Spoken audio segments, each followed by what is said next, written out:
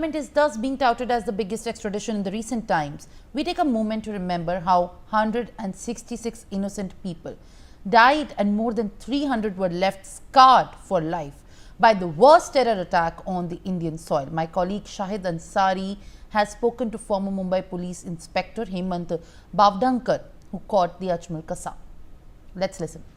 Tower Rana को भारत के सुपुर्द कर दिया गया है और इस मौके पे वो सारे लोग जो 26/11 से जुड़े रहे, जिनकी बहुत अहम भूमिका रही है, वो कभी नहीं भुलाए जा सकते।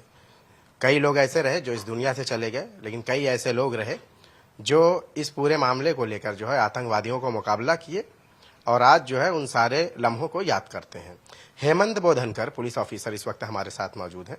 पहला सवाल है मेरा कि तावर राणा को वापस लाया जा रहा है, आप इस केस से जुड़े रहे, कई मामलों में जो है आपने देखा है कि 35 आरोपियों में से एकमात्र अगर अजमल आमिर कसाब नहीं बचता तो शायद ये पता भी नहीं चलता कि ये हमला किसने किया था। क्या कहना चाहेंगे?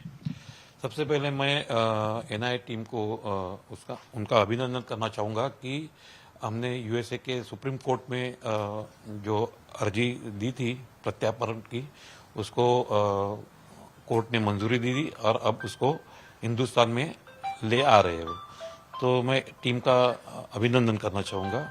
और मैं समझता हूँ कि हर एक जो आरोपी इस केस से जुड़े हुए हैं और इस केस में इन्वॉल्व थे, उनको इसी तरह हिंदुस्तान के कोर्ट के अंदर लाके उनके ऊपर मुकदमा चलना ही चाहिए और जो कैपिटल पनिशमेंट है वो उनको दी जानी चाहिए। बोधनकर साहब, उस दिन की अगर मैं बात करूं, क्या हुआ था उस दिन? 26/11 मेरी नाइट ड्यूटी थी और हमारे सीनियर माड़ी साहब ने मुझे कहा कि ताज ट्राइडेंट सीएसटी में फायरिंग चल रही है, आप गिरगांव चौपाटी पे जाके नाकाबंदी शुरू कर दीजिए।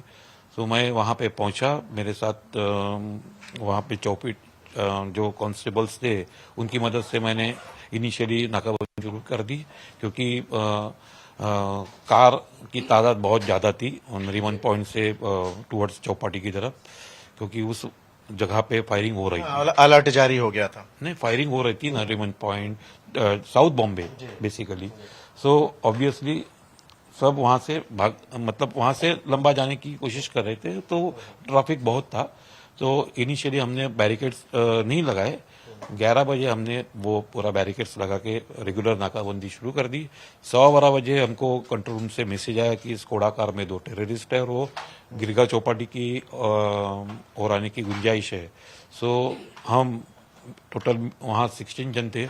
हमने जो 2 टीम वाले लोग थे सारे? मैं टीम, और उस टीम का I was leading the team.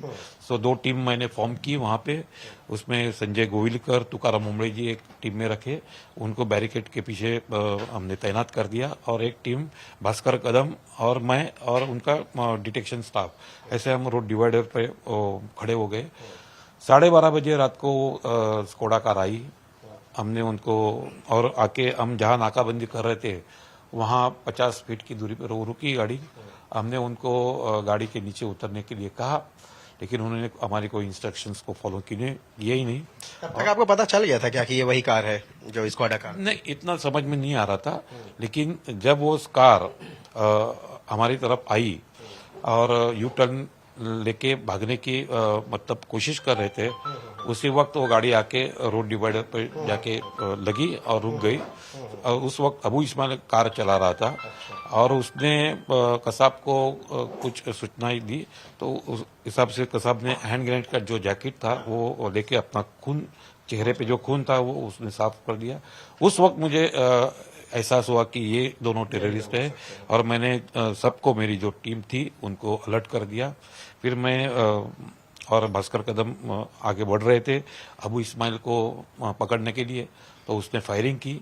उसके जवाब में हमारे भास्कर कदम ने पहले राउंड उसके पिस्टल से फायर किया और उसको इंजर्ड किया, और उसी वक्त मैं भी पीछे जाके कार के वहां से 3 राउंड फायर किए अबू इस्माइल की ओर।